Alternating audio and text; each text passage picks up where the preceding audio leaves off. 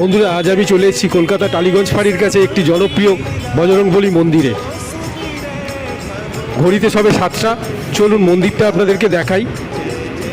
আর এই মন্দিরে সম্পূর্ণ ভিডিওটি দেখার জন্য চ্যানেলটিকে সাবস্ক্রাইব করে ফলো করতে ভুলবেন না।